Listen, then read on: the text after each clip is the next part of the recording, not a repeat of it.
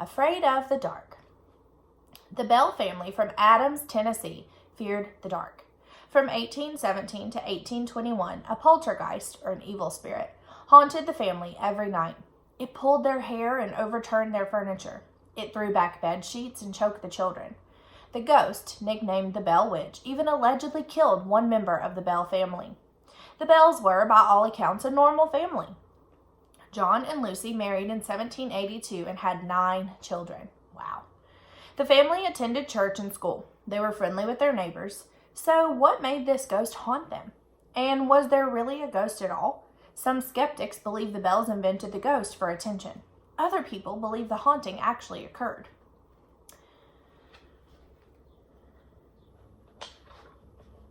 Chapter 1, The Trouble Begins.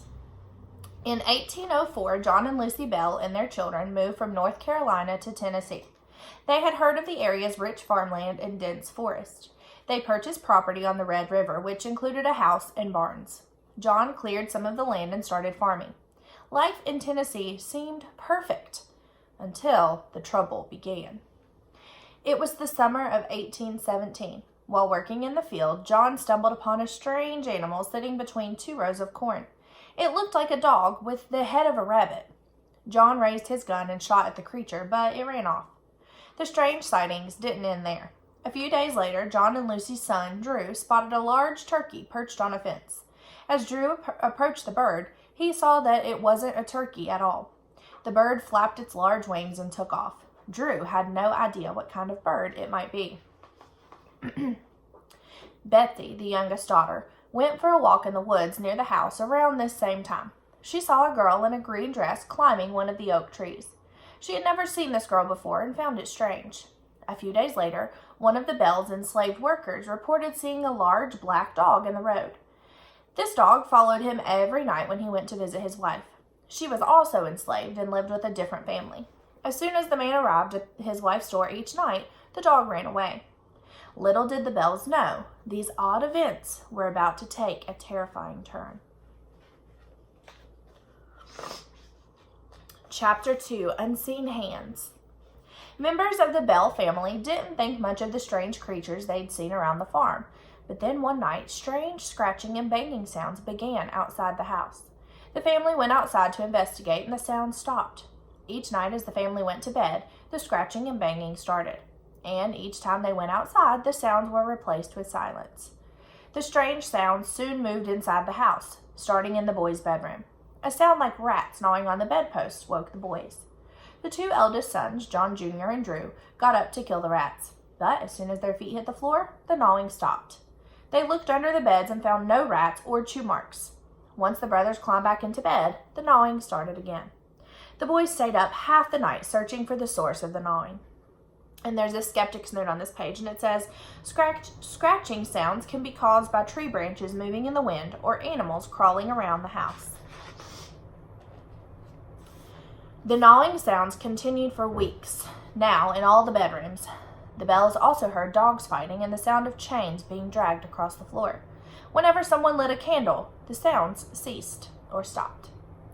The family examined every room in the house. They moved furniture and pulled up rugs, but no one could find the source of the nightly racket. It steadily grew worse. Along with the gnawing, the Bell family heard lips smacking and the sound of someone choking. The noises stopped every night between 1 and 3 in the morning. John Bell's illness. John Bell began to experience some strange health problems around this time. His tongue would swell up in his mouth. Sometimes he was unable to eat. John said it felt as if a small piece of wood had been lodged sideways in his mouth, pushing at his cheeks. And then there's another skeptic's note which says, rodents hide from bright lights and people. If the Bells had rats in their house, it's not unusual that the rats would have hidden from view. A terrifying turn. About a year later, the strange sounds turned into poltergeist-like activity. One night, 6-year-old Richard Williams had just fallen asleep. Suddenly, it felt as though someone was twisting his hair. Unseen hands pulled so hard he was lifted right out of bed. It felt like the top of my head had been taken off, he later recalled. Something also pulled Betsy's hair. Covers were torn off beds while the family slept. John and Lucy had no idea what was causing the paranormal activity. They began staying up all night to protect their children. They decided to invite their neighbors, Dr. James Johnson and his wife, to spend the night in their home. They wanted someone outside the family to witness the events. Before bedtime, James read some passages from the Bible. He also prayed that the Bell family would no longer be haunted. Despite the prayer, the activity started up as soon as everyone went to bed. Chairs overturned and covers flew off beds. James tried speaking with the entity. "In the name of the Lord, what or who are you? What do you want and why are you here?" he asked. But the entity wouldn't answer. James concluded it had to be some kind of spirit. But what did it want with the Bell family? Famous poltergeists. The Enfield poltergeist from England is one of the most famous poltergeist cases.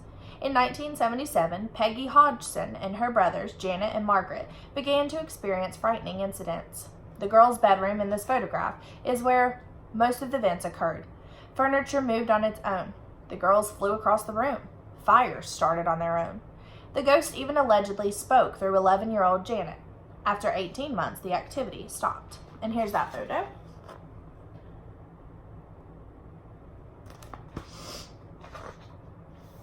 Chapter 3. The Ghost Targets Betsy Bell. The ghost soon set its sights on another family member, Betsy. Betsy's cheeks turned red from being slapped by the ghost. Sometimes Betsy couldn't breathe. It felt as if someone was choking her. She also felt as though something was sticking her with sharp pins. Her hair comb would be ripped from her head and tossed to the ground. And a hair comb is like a clip. A woman's laughter would be heard as if she took joy in Betsy's pain. They assumed the voice belonged to the ghost. Betsy's parents were terrified the ghost might try to kill their daughter. They sent her to her friends' houses to sleep, hoping the ghost wouldn't follow. But it harassed Betsy no matter where she slept. And there's a skeptic note. Betsy's hair comb could have simply fallen out. The family was already on edge. They might have blamed normal, everyday occurrences on the ghost. And then there's a photo, or like a picture that's been drawn of Betsy Bell. And it was first published in 1894 in like a history documentary type thing for her.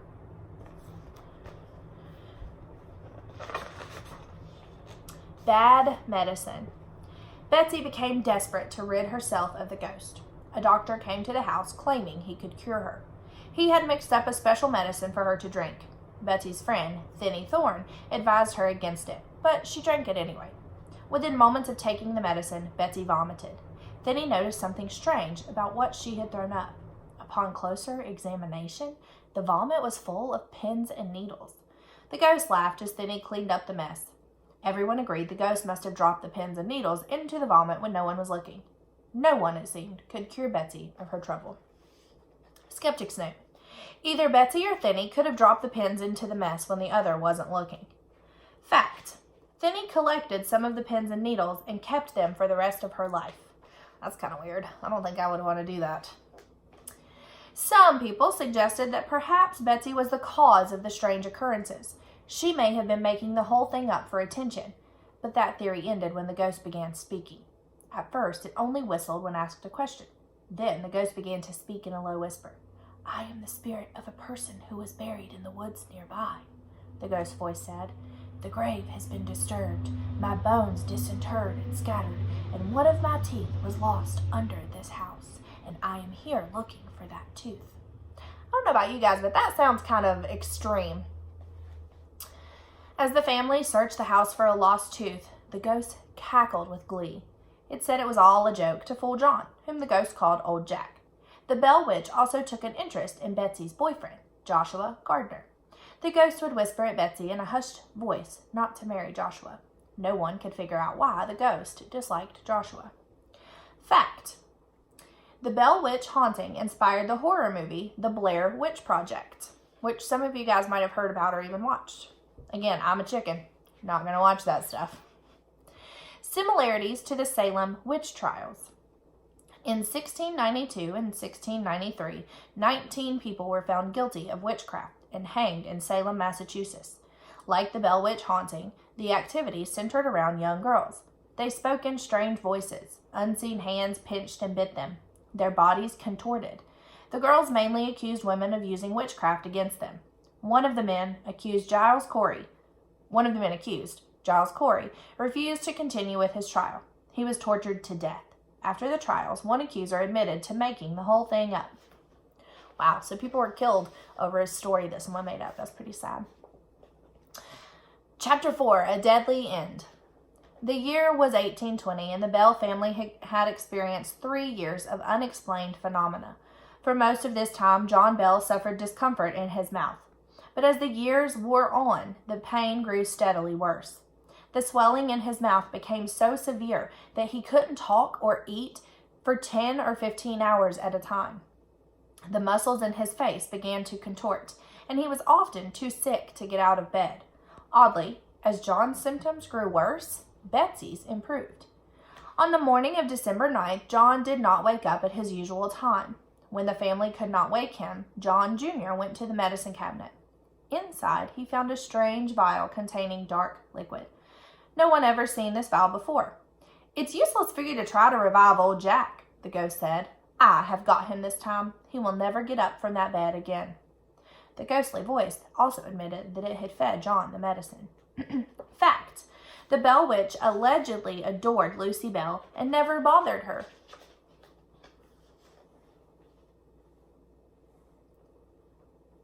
The doctor soon arrived at the Bell house. He had never seen the vial before either. John's breath reeked of the medicine. When the doctor tossed the vial into the fire, a bright blue haze shot up out of the chimney. On December 20th, 1820, John Bell died. His official cause of death? Poisoning. A few months after John's death, the Bell Witch told the family it would return in 7 years. As promised, the ghost allegedly returned to the Bell farm in February 1828. According to Richard Williams, the witch started up with her old behavior. She scratched the bedpost and snatched off covers. The Bell Witch claimed she would return in 1935 to visit John Bell's closest relative, but there is no proof she ever did. After about 2 or 3 weeks, the ghost vanished. Chapter 5. Who was the Bell Witch? No one knows for sure who the Bell Witch was. At the time of the haunting, many people blamed a local woman named Kate Batts. They believed she was a witch. Kate owned a farm near the Bells. She and John allegedly had a disagreement when the Bells first moved into the area, and Kate was said to have cursed John Bell. Another theory is that the Bell Witch was a poltergeist. Some paranormal experts believe a poltergeist isn't a ghost at all. These experts say that an individual can cause a ghost-like disturbance using only their minds. This person might be going through physical or emotional stress and not realize they're causing the activity. Fact: after Lucy Bell died, no one ever lived in the Bell house again. It was eventually torn down. And then I'm going to read the history post that is located at this area. And it says, Bell Witch. To the north was the farm of John Bell, an early prominent settler from North Carolina. According to legend, his family was harried during the early 19th century by the famous Bell Witch. She kept the household in turmoil, assaulted Bell, and drove off Betsy Bell's suitor, which is like a boyfriend. Even Andrew Jackson, who came to investigate, retreated to Nashville after his coach wheels stopped mysteriously. Many visitors to the house saw the furniture crash about them and heard her shriek, sing, and curse. It says, this historic marker in Adams tells a brief history of the hauntings the Bell family endured. So if you ever visit there, you will find that sign. Could someone in or close to the family have faked the haunting? Some suggest a man named Richard Powell did just that. Powell was a teacher who knew the Bell family. He wanted to marry Betsy, but she was already dating Joshua Gardner. Some say he made up the haunting to scare Joshua away. Betsy did eventually marry Powell.